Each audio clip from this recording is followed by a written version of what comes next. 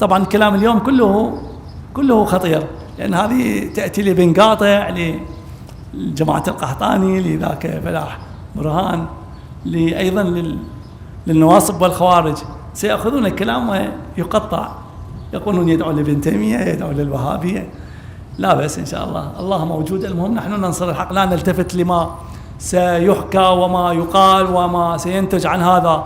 عندما تنظر إلى الحق وتشخص الحق، افعل بما يرضي الله سبحانه وتعالى وبما ينصر الحق، بغض النظر عن الحساد وعن المحيطين. إذا صرت تلتفت للناس والآخرين لا تقدم أي شيء. فليس من الصحيح أن نكون من المنافقين نقول للمسؤولين للدولة للحكومة لا تلتفتوا وكونوا شجعانا واتخذوا القرارات المناسبة التي فيها المصلحة العامة للإسلام والمسلمين جميعا.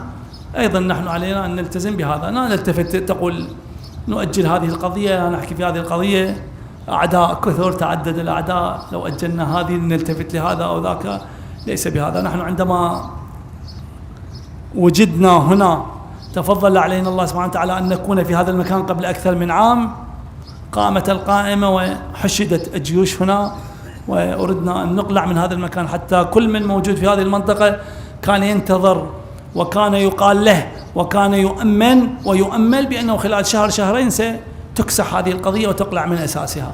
ومرت الأشهر ومرت الستة أشهر ومر العام وتجاوزنا أكثر من عام، والحمد لله بقينا في هذا المكان. فالذي حفظنا في ذلك المكان والذي حفظنا في تلك الفترة القاسية التي مررنا بها في زمن النظام السابق وفترة الاحتلال وما تداعى وما ترتب عليها، الحمد لله هذا من نعم الله علينا. نتوقع أن نكون بينكم الآن.